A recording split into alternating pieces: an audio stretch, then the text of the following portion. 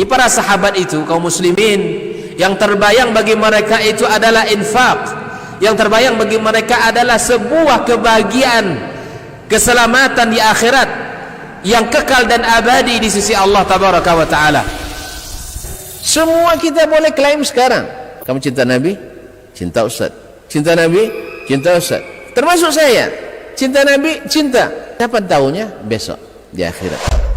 Maka apa kata Nabi sallallahu alaihi wasallam? Amalur rajuli biyadih. Penghasilan yang terbaik adalah pekerjaan yang dilakukan oleh seseorang dengan tangannya sendiri. Wa kullu bai'in mabrur, dan setiap jual beli yang mabrur. Ini aktivitas ini membantu saya di akhirat atau akan menyulitkan saya di akhirat? Kalau seandainya perbuatan itu ternyata akan menyulitkan kita di akhirat kelak, tinggalkan perbuatan itu.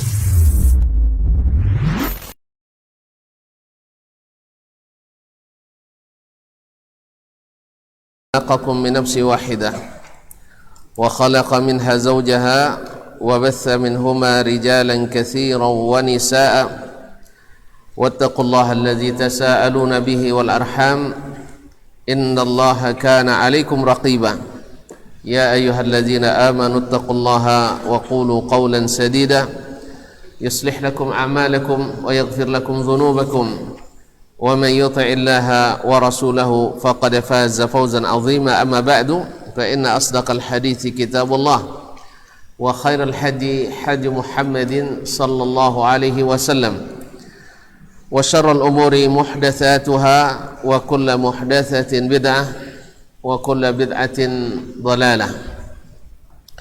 Ma'asyarul muslimin, ma'asyarul muslimat, bapak-bapak dan ibu-ibu, saudara-saudara dan saudari-saudari,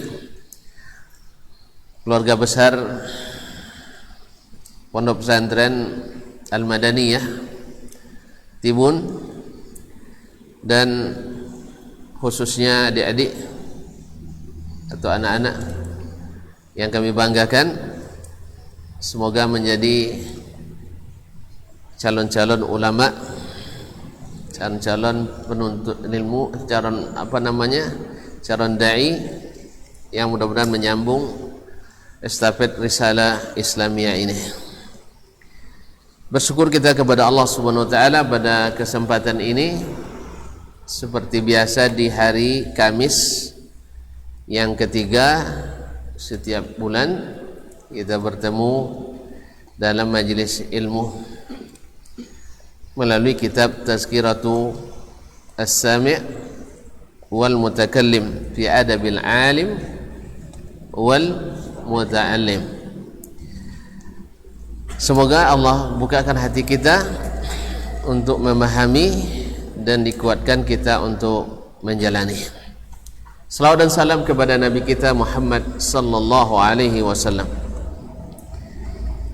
yang ilmu ini, adab ini kita ambil daripadanya melalui para ulama yang menjadi para pewarisnya. Di antaranya adalah Imam Ibnu Jama'ah rahimahullah ta'ala melalui kitabnya ini Tazkiratus Sami'. Semoga salawat dan salam kita senantiasa bersambung kepada keluarganya, anak istrinya, keturunannya, para sahabat, para tabi'in, dan siapapun yang mengikuti Nabi dengan setia. Ma'asyarul kiram yang dirahmati Allah, pertemuan terakhir kemarin tentang perkataan Imam Asy-Syafi'i rahimahullah. Apa kata Imam Syafi'i kemarin? Ketika ditanya kaifa syahwatuka lil adab, bagaimana nafsumu terhadap adab, bagaimana kamu begitu antusiasnya, begitu bersemangatnya mempelajari adab. Qala asma'u bil harfi minhu mimma lam asma'hu fatawaddu a'dha'i anna laha asma'an tatana'amu bihi. Saya dengar satu huruf saja dari bab adab yang sebelumnya tidak saya ketahui, maka seluruh anggota tubuhku berharap punya pendengaran untuk ikut mendengar, menikmati indahnya adab itu, menikmati indahnya adab itu. Ma'asyiral kiram dirahmati Allah. Qila wa kaifa talabuka lah? Lalu bagaimana karena begitu bernafsu mendapatkan adab, bagaimana engkau wahai imam, wahai Abu Abdullah Asy-Syafi'i mencari adab itu? Qala kama qala talab al-mar'ati al-mudillah waladaha wa laysa laha ghairuh, yaitu seperti seorang ibu yang kehilangan bayinya dan dia mencari kemana-mana dan dia tidak punya anak selain itu, anak satu-satunya hilang pula dan masih kecil. Ini isyarat kepada hadis Nabi SAW setelah sebuah peperangan, ada salah seorang wanita yang jadi tawanan, hilang anak kecilnya, anak bayinya, dicarinya ke sana kemari dan ketemu, lalu dia segera memberinya susu, menyusukan depan orang. Ma'asyiral kiram dirahmati Allah SWT, beginilah seseorang yang merindukan adab itu seperti seorang ibu yang kehilangan anaknya satu-satunya, dicarinya sampai dapat, karena adab itu jauh lebih berharga dari ilmu. Bahkan 2/3 ilmu itu kata ulama adalah adab. 2/3 dari ilmu itu adalah adab. Lalu Syekh melanjutkan, walamma balagat rutbatul adabi hadhil maziyah. Setelah dia menyebutkan berbagai apresiasi ungkapan ulama tentang perlunya adab, tingginya kedudukan adab dalam menuntut ilmu. Nah, kalau demikian kedudukannya, kata beliau,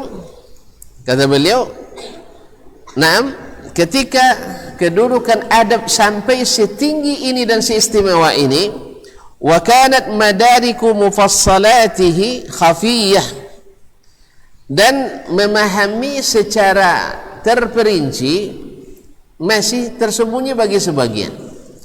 Artinya mendapatkan secara detail tentang adab ini masih banyak yang tersimpan, belum dilihat di depan.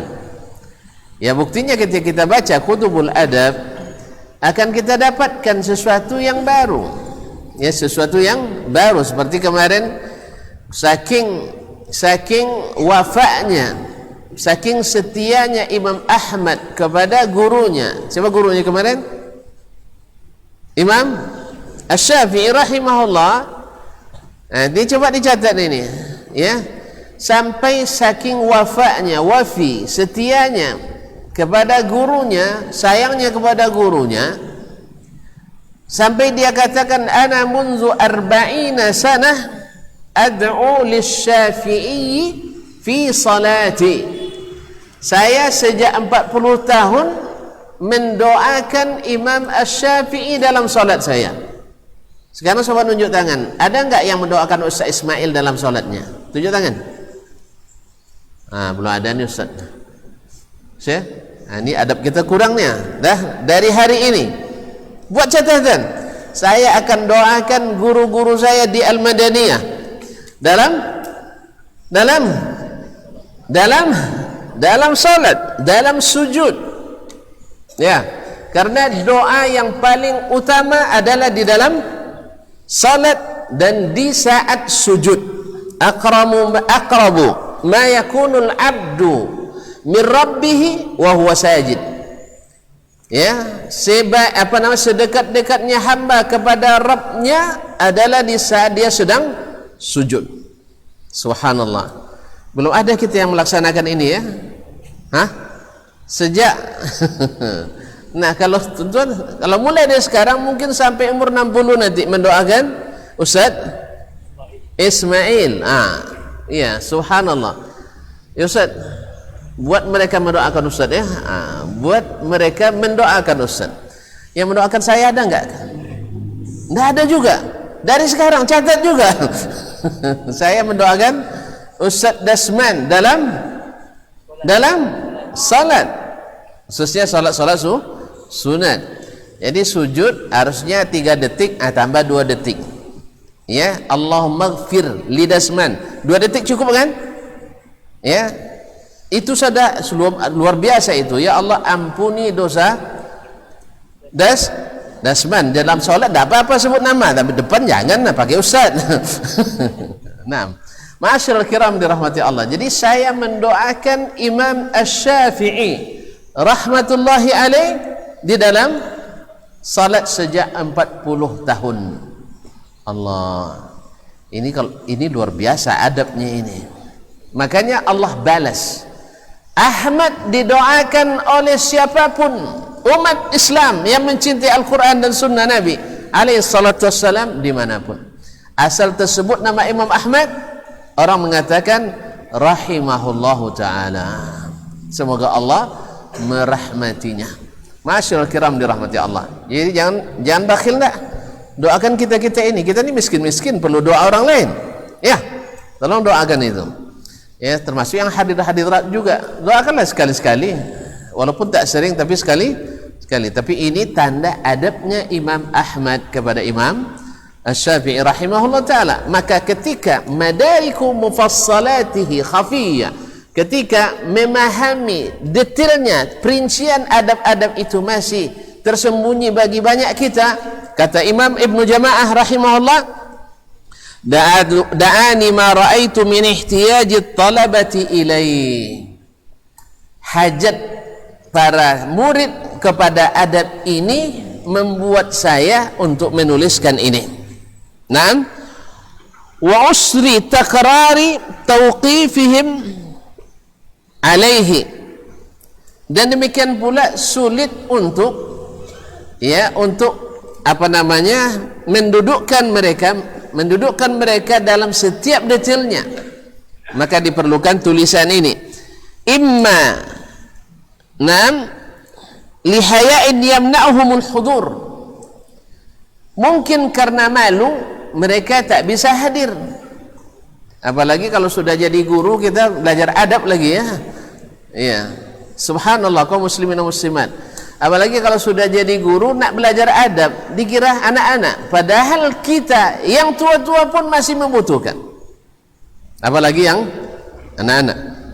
Jadi kadang-kadang mereka tak bisa hadir di dalam kajian-kajian, kata Ibnu Jama'ah, karena mungkin karena malu yang menghalangi, au li jafa'in fayurusumun nufur, atau karena memang tak suka. Ustaz lah puangai tak apa-apa je mengajar adab lagi awaknya. Iya kan? Ustaz pembangi tahu pembangi? Pabu tak tahu juga. Payah lagi Ustaz Pabu sudah itu maju adab kawaknya.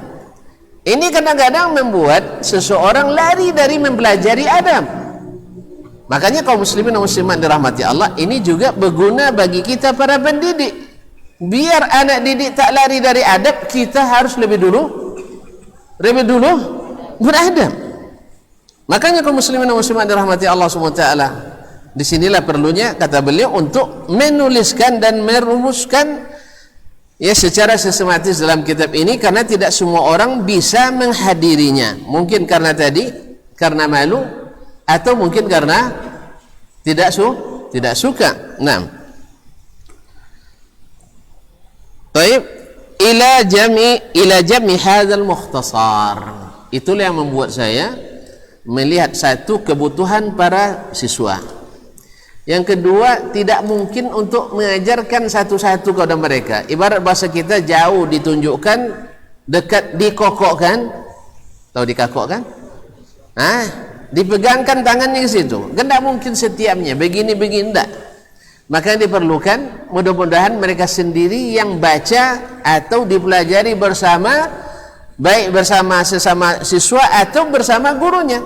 Nah, kaum muslimin dan muslimat, maka ini yang membuat saya mengumpulkan tulisan singkat ini. Tapi lumayanlah, insyaAllah tidak kurang dari 36 pertemuan. Berarti 3 tahun tu Ustaz ya? 3 tahun tu. Itu kalau pertemuan sekali sepekan. Kalau sekali sebulan, 3 tahun kali 4, 12 tahun.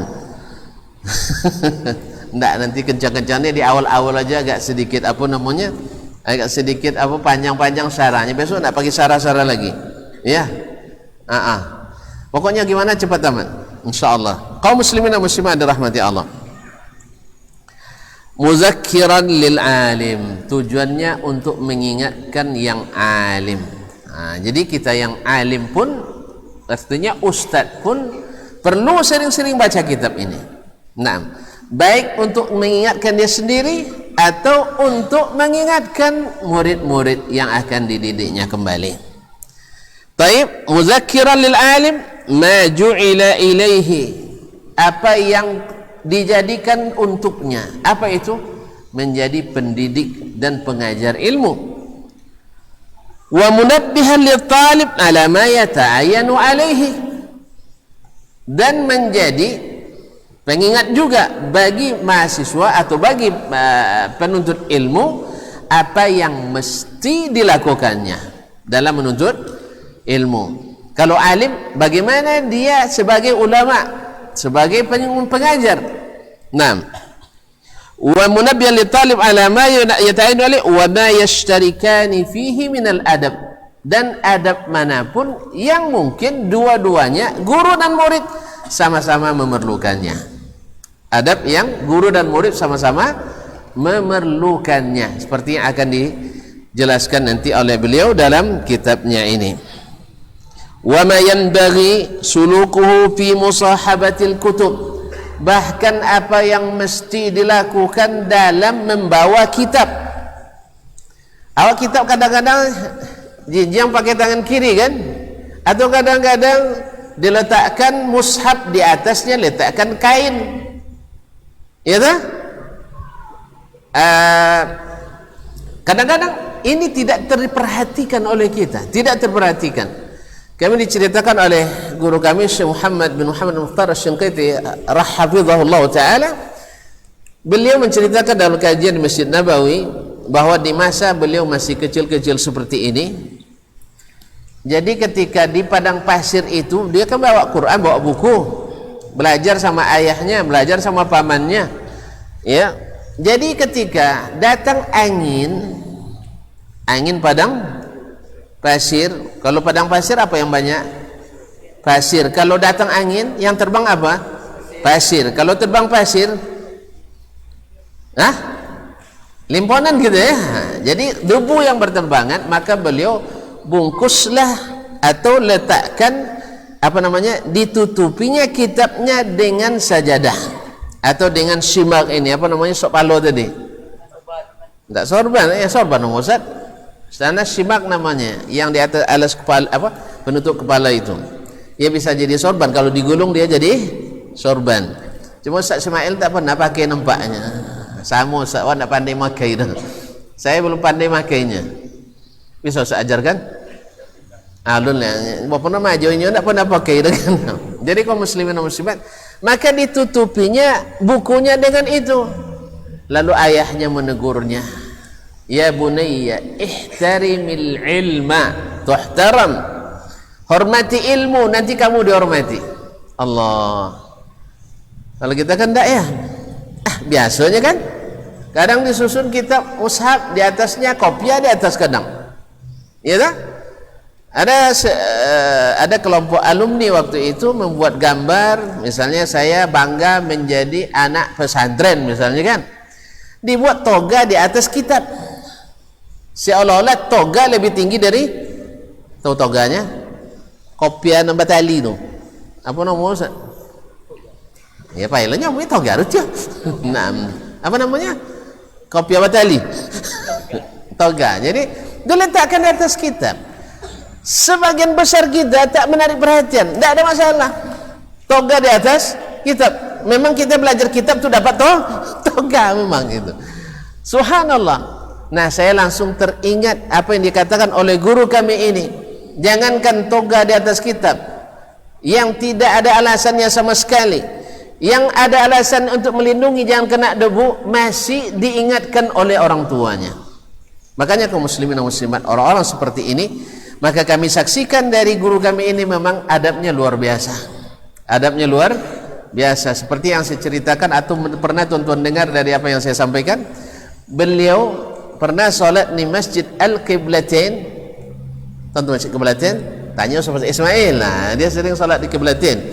Masjid Qiblatain, beliau selesai solat, di sampingnya ada seorang mahasiswa Al-Jami'atul Islamiyah dari Afrika. Afrika apa kuliah bahasa? Sabuilah contoh Ustaz ya, hitam dia. Nah, kaum muslimin dan muslimat dalam hati Allah. Beliau mau berdiri selesai zikir, mau pergi. Di saat beliau mau pergi, terlihat ini mahasiswa. Akhirnya kembali duduk beliau, menunggu anak itu selesai salat, dan selesai salat beliau salami, kemudian menanyakan kaifa haluk, gimana keadaanmu, udah selesai, akhirnya baru dia pergi. Tolong Ustaz lagi kan, tapi payah bu ya. Jadi kaum muslimin luar biasa dia. Kenapa beliau nunggu? Jangan-jangan anak ini sengaja salat di samping saya karena ada hajat yang hendak dia lakukan. Mungkin nak nambah nilai, kan dia dosen. Atau mungkin nak bimbingan, karena dia dosen. Atau mungkin nak minta PT. Mana tahu kan? Yang nama siswa lah bini pula, dua bini kan? Mana tahu. Akhirnya setelah beliau salam, ternyata tidak ada masalah, baru beliau pergi. Padahal beliau orang sibuk luar biasa. Kita boleh aja beralasan, maaf ya saya tidak bisa nunggu antum, saya sedang sibuk. Itu sudah ada bagi kita. Tapi beliau tidak, ditunggunya. Setelah selesai baru. Ini kan tidak ada dalam kitab kadang kan? Kan tidak ada dalam kitab. Makanya ketika semua itu tak mungkin dituangkan dalam apa? Dalam setiap ceramah, dalam setiap keadaan, maka beliau tertarik untuk menuliskannya di sini. Mudah-mudahan insya Allah sangat berarti bagi kita. Buktinya para ulama dari sejak kitab yang ditulis sampai hari ini menyarankan untuk membaca dan menyampaikannya kepada para penuntut ilmu. Wih, enak dengarnya. Kalau sempat ada syekh kita kayak gitu gimana? Apalagi kalau ini kan satu lagi, tapi bercerita tidak jadi selesai nanti. Tapi penting ini termasuk tidak baca pun kitab, tapi adab ini penting ini. Selesai solat malam, ini untungnya juga solat malam ya, di Masjid Nabawi di bulan Ramadan. Awak sudah nak ke WC? Kalau ke WC ngapain besoknya? Ya buang hajat, ya kan? Sebenarnya tidak tertahan lagi. Pas lewat nak ke pintu, di tiang itu ada syekh duduk, Syekh Atiyah Muhammad Salim rahimahullah, faqihul Madinah di zamannya. Beliau duduk di situ sendiri pula. Jarang-jarang dapat beliau sendirian, selalu dikerumuni oleh mahasiswa ini. Mungkin karena sudah pada lapar kan, sudah sholat 2 jam setengah, 2 jam tarawih, akhirnya beliau sendiri. Ini kesempatan. Akhirnya saya duduk, assalamualaikum Syekh, ada beberapa pertanyaan yang ingin saya tanyakan waktu itu. Di antaranya ada titipan. Di antara titipan itu bunyinya, boleh hendak mahasiswa atau penuntut ilmu menerima zakat? Itu di antara pertanyaannya. Alhamdulillah dijawab oleh beliau, boleh. Sambil menyelesaikan jawabannya, beliau masuk tangan ke dalam sakunya, lalu dia keluar amplop, taruh di baju saya, ini bagian kamu. Masya Allah. Jadi dapat ilmu, dapat aplikasi ilmu. Adab kaum muslimin muslimat. Jadi bukan hanya sekedar ini, beliau sudah siapkan juga amplopnya rupanya. Ya Allah ya Rabbi, Allahumma rzuqna rizqan halalan thayyibah. Ya saya, kaum muslimin dan muslimat dirahmati Allah Subhanahu wa taala. Lalu dia kasih, ini bagian kamu. Dah dapat ilmu, dah dapat PT lah. PT dah dapat. Akhirnya saya minta izin karena memang juga mau ke WC. Cuman saking penasarannya tidak langsung buang air, buka amplop dulu. Itu biasalah, tentu kayak gitu juga kan. Iya, dulu, sekarang apalagi. Jadi kaum muslimin dan muslimat langsung buka amplop. Ternyata isinya Masya Allah 200 rial. Lumayan kan? 200 rial lumayan itu, bisa hidup 1/4 bulan saya. Ya, seperempat bulan di sana kalau makan di kode itu, ya kan? Tapi ampera atau warteg kalau di Jawanya. Jadi kaum muslimin dan muslimat dirahmati Allah. Ini bab adab luas sekali. Baik. Lalu beliau katakan, wa ma yashtarikani fihi minal adab, dan adab-adab yang mana guru, alim dan penuntut ilmu memerlukannya. Wa ma yanbaghi suluku fi musahabatil kutub, dan apa yang harus dilakukan dalam berinteraksi dalam membawa kitab. Thumma adabu man yaskunul madaris, kemudian adab tinggal di asrama. Pesantren nih, adab tinggal di asrama, karena di zaman beliau sudah ada arbita, tempat-tempat orang-orang yang tinggal untuk menuntut ilmu, khususnya mereka yang datang dari jauh. Jadi tuntun bukan pertama, sudah lama ada pesantren namanya tidak pesantren, itu bedanya. 6. Man yaskunul madaris muntahiyan aw talibah, baik yang sudah selesai belajar berarti ngajar lagi atau khidmah, atau talibah atau yang menjadi penuntut ilmu. Karena yang tinggal itu ada yang senior, ada yang junior. Nah, kalau senior junior bertemu gimana biasanya? Kelahi. Ini kadang ada pula dendam turun-temurun kan? Asal naik kelas 7 awas yang dibawanya. Ya, awas yang dibawanya. Ini tidak boleh terjadi. Tapi sudah banyak terjadi gitu. Pokoknya asal naik kelas 7, di sana kelas 7 enggak? Kelas 6 aja ya. 6. Jadi kaum muslimin dan muslimat, bagaimana adabnya? Li'annaha masakinu talabatil ilmi fi hadhil azmiyati ghaliban. Karena sekolah-sekolah ya yang dibangun pada waktu itu, seperti di Mesir itu ada Al-Kamiliyah, ya, kalau di ada di Baghdad Al-Nizamiyah, dan banyak sekolah-sekolah yang dibangun oleh orang-orang baik pejabat negara ataupun para hartawan yang kaya. Alhamdulillah, sehingga nama itu kekal. Ini namanya Al-Madaniyah, nisbat ke Madinah dia. Masya Allah. Atau ke Madinah Tibun. Mana At-Tibuni kemarin? Ustaz Tibuni kan mana? Enggak. Baik. Masyaallah kiram dirahmati Allah Subhanahu wa taala. Nah, karena sekolah-sekolah itu pada umumnya pada zaman ini, kata beliau, sudah menjadi tempat tinggalnya para penuntut ilmu. Wa jama'tu dzalika mimma ittafaqa fil masmu'at. Aku kumpulkan bahannya apa yang munasabah dari riwayat-riwayat yang beliau dengar dari para masyayikhnya. Masmu'at artinya riwayat yang didengar dari syekhnya. Seperti tadi perkataan Imam Asy-Syafi'i rahimahullah, sebelumnya perkataan Sufyan bin Uyainah, perkataan Sufyan Ats-Tsauri, Malik bin Anas, dan seterusnya.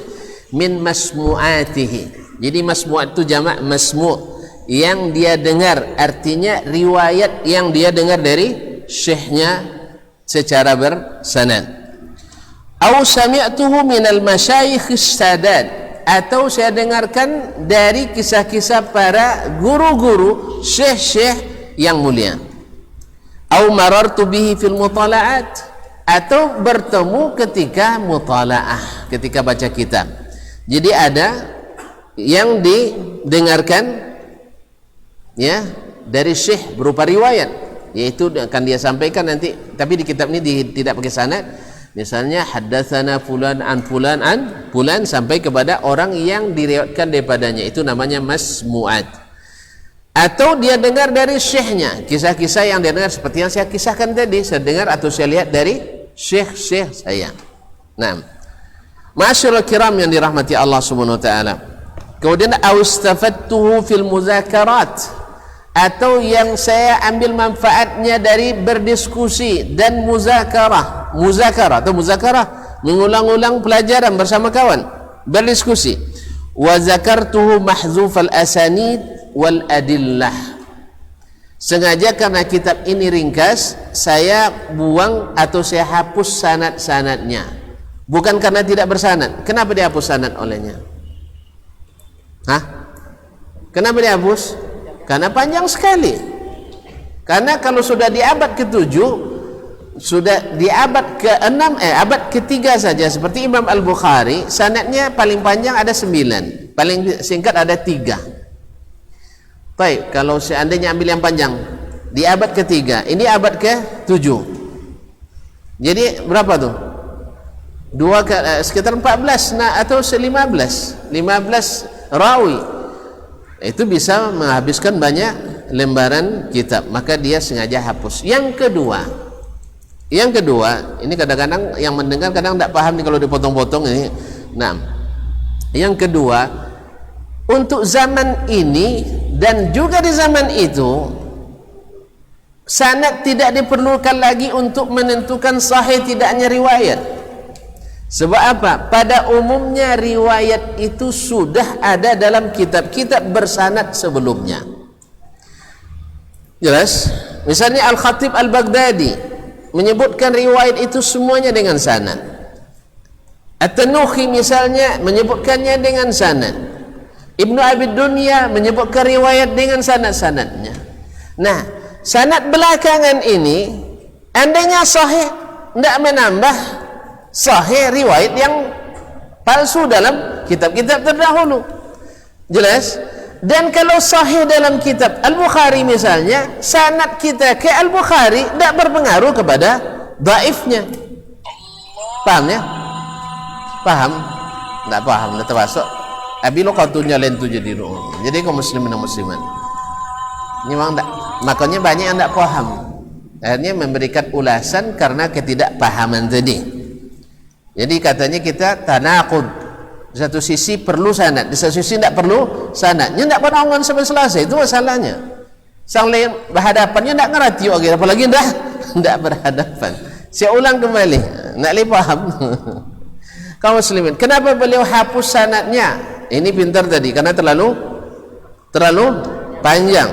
Dia ingin meringkas. Yang kedua, saya sebutkan, umumnya riwayat yang dia sampaikan ini sudah bersanad di kitab-kitab sebelumnya dan kitab sebelumnya, baik dalam kitab Al-Khatib apa nama kitab Allah? Al-Jami', iya kan? Al-Jami' li akhlaqir rawi wa adabis sami', atau Ibnu Abdul Bar Jami' Bayanil Ilmi wa Fadli, atau dalam kitab-kitab yang lain Ar-Rihlatu fi Talabil Hadis, Al-Faqih wal Mutafaqih, Tarikh Baghdad, ya, Tartibul Madarik dan sebagainya, itu sudah bersanad semuanya. Nah, cukup dengan sanad yang ada pada kitab itu, sebab keabsahan itu sudah teruji melalui sanad-sanad kitab itu. Jelas? Sampai di situ jelas? Alhamdulillah.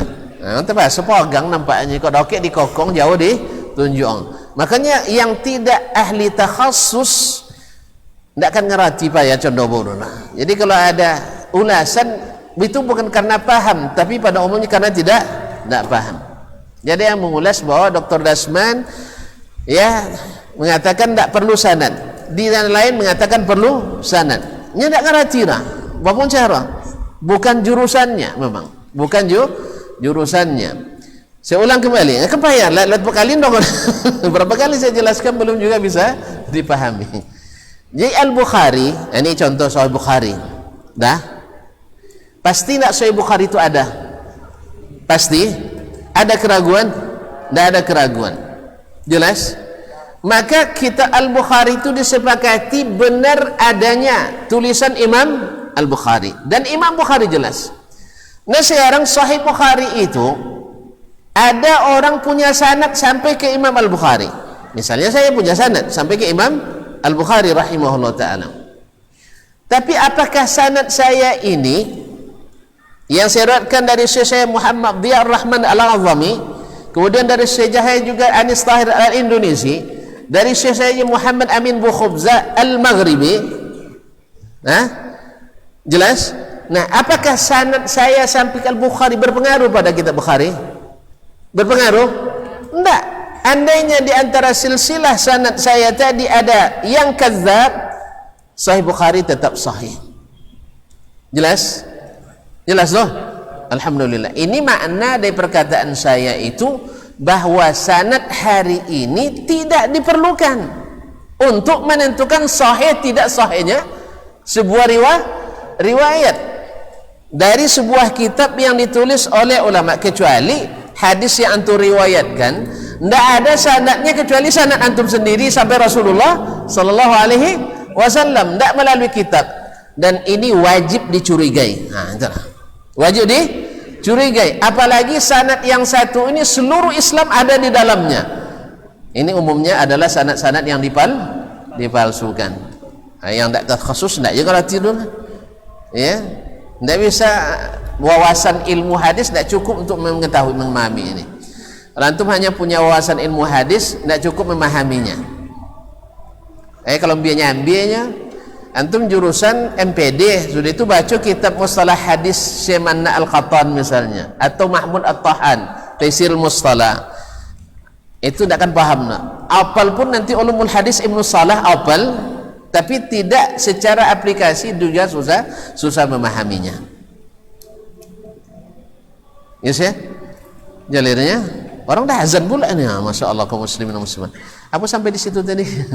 Jadi tidak berpengaruh kepada sahih Imam Al-Bukhari. Andainya saya punya sanad ke kitab Al-Mawdu'at Ibnul Jauzi. Apa kitab Al-Mawdu'at Ibnul Jauzi? Kumpulan hadis palsu. Bersanad saya sampai ke Ibnul Jauzi, tetapi dalam sanad Ibnul Jauzi ada rajulun kadzab, walaupun saya ke Ibnul Jauzi sahih juga tidak berpengaruh. Itu makna yang kita sebutkan bahwa sanad hari ini tidak diperlukan untuk menentukan sahih tidak sahihnya sebuah riwayat. Bahkan sahih tidak sahihnya ilmu. Apa gunanya bersanad pada kadzab? Apa syarat bersanad pada jahil majhul? Juga tidak berpengaruh. Jelas? Tetapi bukan pula maknanya ilmu itu kita baca sendiri supaya biar pahamnya. Kadang terasa cik sobin, soleh. Kalau tidak ya dijadiin hanya sebagai ambang balabio nak dititi. Allah musta'an kaum muslimin dan muslimat.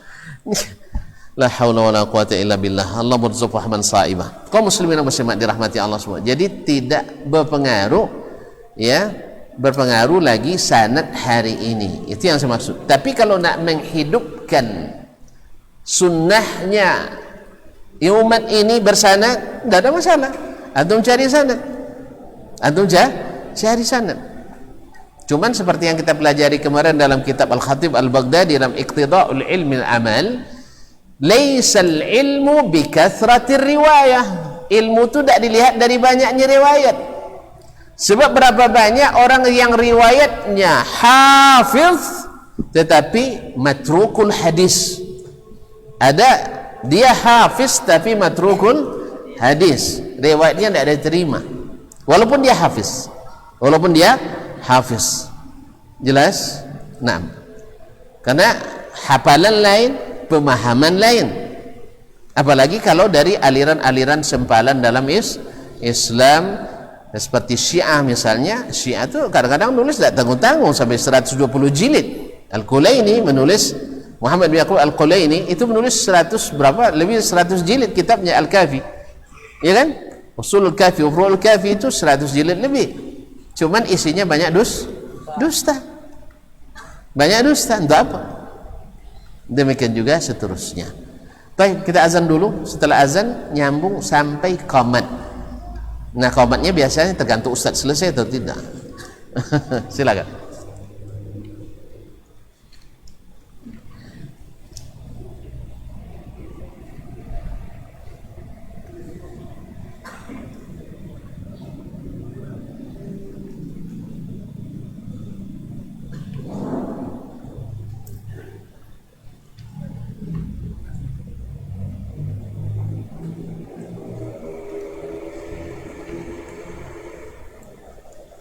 Allah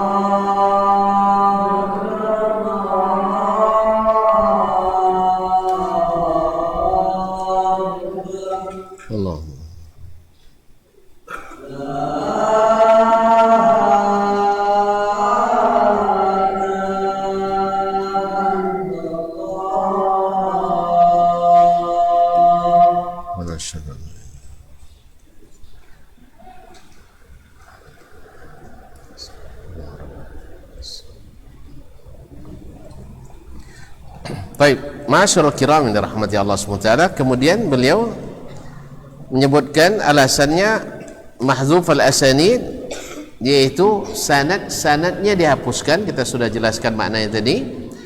Wal adillah, demikian juga dalil-dalilnya banyak yang beliau tidak sebutkan. Ada yang sebutkan, ada yang tidak disebutkan. Kaila yatula ala mutali'ih wa la yamallah, supaya tidak terlalu panjang bagi yang membacanya sehingga dia bosan. Ya ini aja bosan gitu kan, pendeknya sudah bosan, apalagi yang lebih panjang daripada ini. Subhanallah. Taib, wa qad jama'tu fihi bihamdillah ta'ala min tafariqi adabi hadzal abwab. Saya benar-benar sudah mengumpulkan di dalam kitab ini dengan memuji Allah Subhanahu wa taala min tafariqi adabi hadhihi al-abwab, yaitu segala perincian adab dalam bab-bab ini. Ma lam arahu majmu'an fi kitab, yang tak pernah saya lihat seperti ini dalam kitab manapun. Jadi ini termasuk tujuan beliau, karena tidak ada yang seperti yang dikumpulkan materinya seperti di kitab yang lain. Padahal sebelumnya sudah al-jami' fi adab fi akhlaqir rawi wa adabis sami', sudah ada jami' al-ilm fadli, ada al-faqih wal mutafaqih, ar-rihlatu fi talabil hadis, syaraf asab dan seterusnya. Tapi beliau mengatakan tidak ada selengkap ini, itu lebih kurang. Nah, malam arahu majmu'an fi kitab, yang tidak saya dapatkan terkumpul dalam satu kitab. Wa qaddamtu ala dzalika baban mukhtasaran, saya dahulukan dalam masalah ini satu bab yang ringkas, fi fadlil ilmi wal ulama, tentang keutamaan ilmu dan para ulama. Dan ini penting supaya kita tertarik untuk cari ilmu, dan kalau sudah tertarik dengan ilmu, siap melakukan komitmen adab ilmu. Nah, ala wajhi tabarruki wal iqtida, dengan harapan mendapat barakah dan mengikuti para ulama. Wa qad rattabtuhu ala 5 abwab, saya susun kitab ini secara sistematis kepada 5 bab, tuhitu bimaksudil kitab, yang meliputi tujuan dari ditulisnya kitab ini. Nah, bab yang pertama, al-babul awal, bab yang pertama, fi fadlil ilmi wa ahli, tentang keutamaan ilmu dan ahli ilmu, yaitu ulama. Wa syarafil ali wa nublih, dan kemuliaan ulama dan kedudukannya, kemuliaan dan kedudukan dan kemuliaannya. Al-babu tsani, bab yang kedua, fi adabil alimi fi nafsi, tentang adab seorang ulama dalam dirinya. Wa ma'a talabatihi, dan bersama murid-muridnya. Jadi subhanallah, ulama pun mesti menjaga adab bersama murid-muridnya. Wa darsihi, dan terhadap pelajarannya. Al-babu tsalis, bab yang ketiga, fi adabil muta'allimi fi nafsi, adab seorang penuntut ilmu pada dirinya. Wa ma'a syaikhihi, bersama syekhnya. Wa rufqatihi, dan bersama teman-temannya. Wa darsihi, dan adab pada pelajarannya. Subhanallah, pada pelajaran harus beradab juga. Al-babur rabi', bab yang keempat, fi musahabatil kutub wa ma yata'allaqu biha min al-adab atau min al-adab, yaitu dalam membawa kitab, berinteraksi dengan kitab. Wa ma yata'allaqu biha min al-adab, dan adab-adab yang mesti dilakukan dalam masalah ini. Al-babul khamis, bab yang kelima, fi adabi suknal madaris, adab tinggal di asrama, adab tinggal di asrama atau di sekolah. Wa ma yata'allaqu bihina minan nafais, dan hal-hal yang berharga yang berkaitan dengan adab tinggal di asrama. Ini banyak nih adab tinggal asrama ini, kaum muslimin muslimat dirahmati Allah. Ya, kalau cerita lah tentang waktu kami di pondok dulu, banyak ceritanya nih, banyak. Ada yang masya Allah pemurah, ada yang kedekut, ada yang super kedekut, ada juga. Kadang berlebih makanan tu bawa pulang, sampai pulang dibuang, kawan tak dibagi, ada. Nah, sampai basi bawa pulang. Subhanallah, kawan semuanya kelaparan. Bahkan saking laparnya kawan-kawan tu, kalau rasa di pondok tu, nampak dia makan ada daging dikit kan, dikejarnya gitu tu, macam apa? Dikejarnya minta gitu. Yang satu tak mau ngasih, diludahinnya, diludahin pun dimakannya juga, mau diambil juga. Iya, diludah katanya kan. Saking laparnya diambil juga, ludah-ludah lah, yang penting dimakan juga. Lapar enggak tuh? Ada adab. Kadang-kadang subhanallah, sambil kita kan masak sendiri dulu tuh, sambil masak datang satu orang minta kuah dikit, disembau juga lauknya dikit. Tahu disembau? Enggak tahu disembau ya? Tolong terjemahkan saya. Iya, disasar juga sedikit, disewai juga sedikit, tambah nak ngerti orang ini jadinya. Diambil dikit air tu, dia berjalan tuh, mana dapat kuah tuh di asrama 13 katanya. Datang lagi minta kuah, ambil juga airnya, yang masak tidak dapat bagian. Allah musta'an. Begitulah kaum muslimin dan muslimat dirahmati Allah SWT. Jadi adab, banyak hal-hal yang berharga yang akan beliau ingatkan kita ketika kita bersama di asrama. Nah, ini kita butuh ini. Kalian kan tinggal asrama kan? Iya, pulang tiap hari.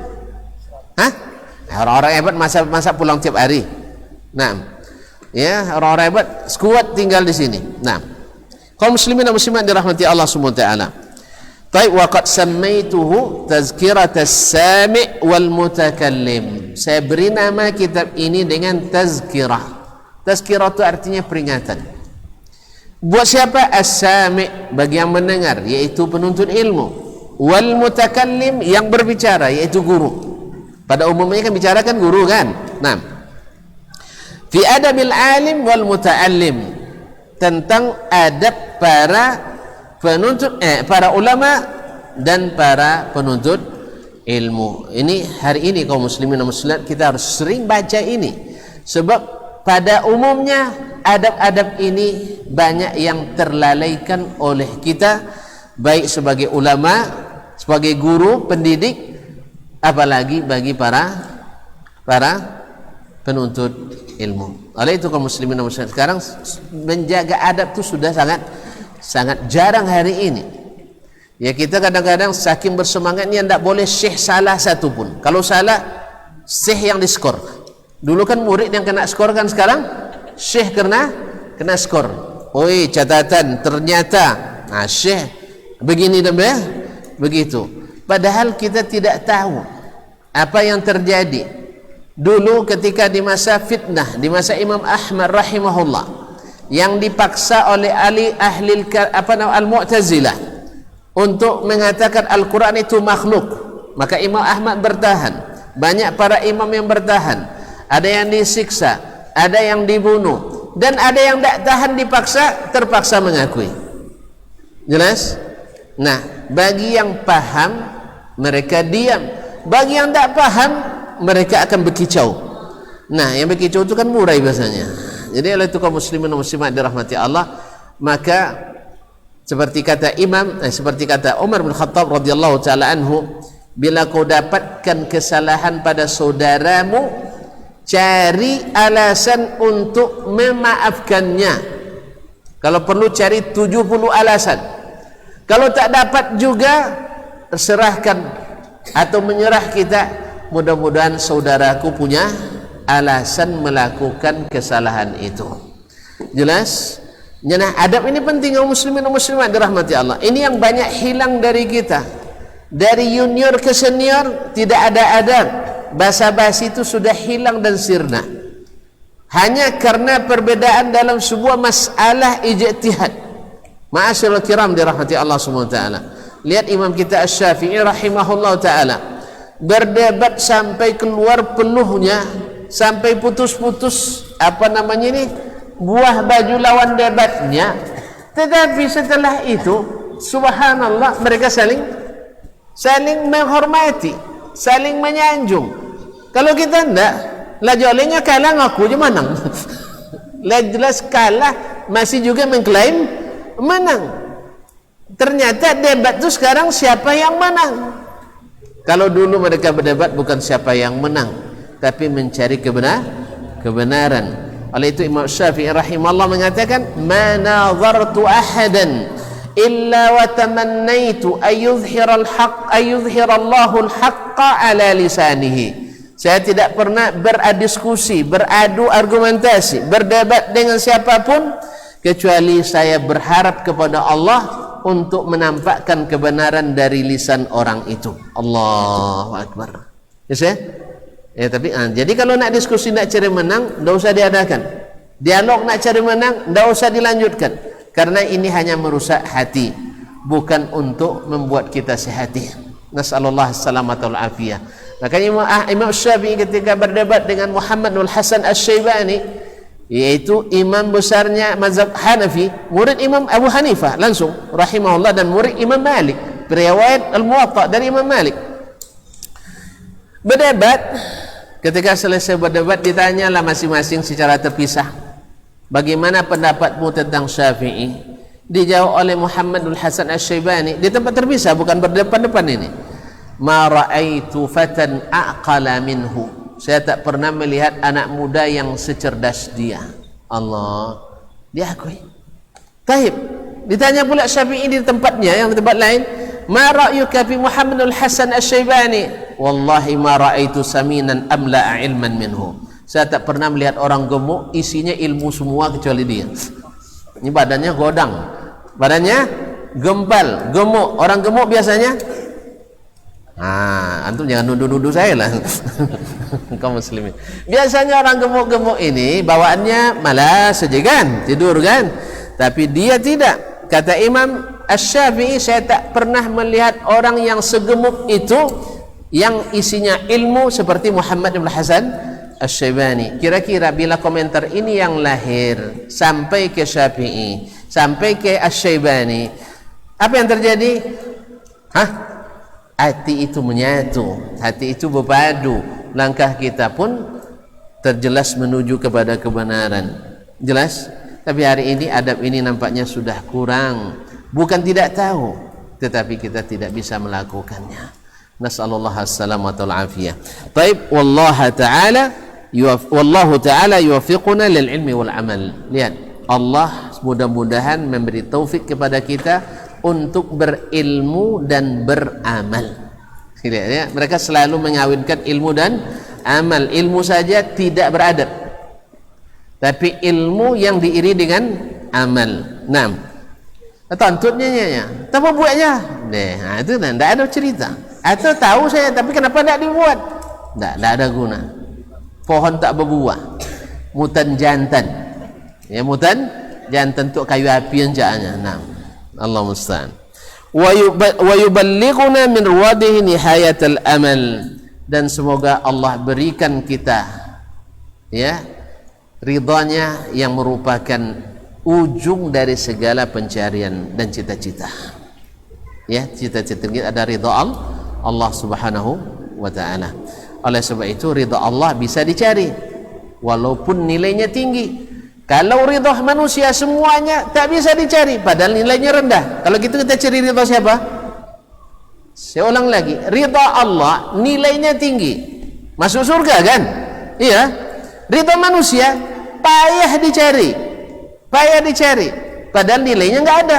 Oleh sebab itu kita cari ridha siapa? Ridha Allah. Jelas? Maka pusatkan perhatian pada mencari ridha Allah. Ridha manusia tak ada. Manusia tak akan ridha kepada kita semuanya. Jangankan kita, Allah sendiri tak semua orang ridha kepadanya. Betul? Allah sendiri ridha seluruh manusia padanya? Enggak. Mana yang banyak, orang kafir atau orang Islam?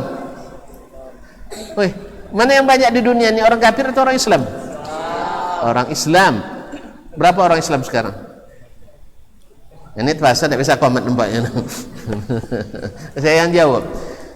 Umat manusia hari ini tidak kurang lebih dari 7 miliar. Umat Islam ada berapa? Enggak. Itu seluruhnya. Allah a'lam. Tidak pernah dihitung ya. Iya. Tahun berapa kemarin ya? Saya jadi lupa pula nih. 2016 atau 2015. Di tanggal 30 September lahir bayi ke 7 miliar. Di 2020, kan 2021. Berarti sudah berapa banyak ya kan sekarang kan? Akhirnya di atas 7 miliar. 7 miliar dari 7 miliar itu umat Islam berapa Ustaz? Tidak sampai 2 miliar. Berarti banyak orang Islam atau yang bukan Islam? Ini bilang kafir takut dia. Enggak, non-Islam, alas. Non-Muslim. Mana yang banyak, Muslim atau non-Muslim? Non-Muslim. Berarti banyak yang ridho kepada Allah atau yang tak ridho pada Allah? Yang tak ridho pada Allah lebih banyak daripada yang ridho kepada Allah Subhanahu wa ta'ala. Kemudian umat Islam, kebanyakan mereka orang taat atau orang durhaka? Umat Islam hari ini kebanyakannya orang soleh-soleh atau tidak soleh? Islam KTP katanya kan. Kebanyakan umat Islam tidak soleh hari ini. Tapi mudah-mudahan mereka nanti di akhir-akhir hayatnya jadi soleh, dapat husnul khatimah. Karena al-ibratu bil khawatim. Ya, patokannya bagaimana kita menutup hidup ini. Semoga semuanya husnul khatimah. Tetapi jangan berharap durhaka aja lah dulu nanti husnul khatimah. Enggak, karena orang itu mati sesuai dengan kebiasaannya. Kebiasaannya. Illa ayyasha Allah, kecuali Allah yang Allah kehendaki, Allah berikan rahmat. Mudah-mudahan kita termasuk yang senantiasa mengejar taufik rahmat dari Allah Subhanahu wa taala. Maka ini beliau mengatakan semoga Allah memberikan taufik kepada kita untuk berilmu dan amal. dan mencapai ridhanya yang setinggi-tinggi amal, yaitu setinggi-tinggi cita-cita kita. Karena itu mudah didapat, nilainya tinggi. Ridha manusia sulit didapat, nilainya rendah. Oleh sebab itu, cari yang mudah bernilai tinggi, tinggalkan yang rendah dan susah didapat. Seperti kata Imam Sufyan bin Uyainah, ridha nasi ghayatun la tudrak. Ridha nasi ghayatun la tudrak. Ridhonya manusia itu adalah cita-cita yang tak mungkin tercapai. Dengan demikian selesai muqaddimah kitab Tazkiratus Sami' wal Mutakallim bi Adamil Alim wal Muta'allim. Insyaallah besok masuk bab yang pertama tentang keutamaan ilmu dan para ulama serta kemuliaan mengajar dan belajar. Jelas? Pada jelas, tidak perlu ditambah lagi. Nah, kita sampai jumpa lagi insyaallah. Tak ada pertanyaan hari ini. Ustaz dari tadi nengok-nengok dia. Dah. Ya Ustaz, tutup aja. Hah? Kita tutup aja. Saya pun tak bertanya, tuan-tuan tak boleh bertanya pun. Terima kasih dan mohon maaf. Subhanakallahumma bihamdik, asyhadu an la ilaha illa anta, astaghfiruka wa atubu ilaik. Wassalamualaikum warahmatullahi wabarakatuh.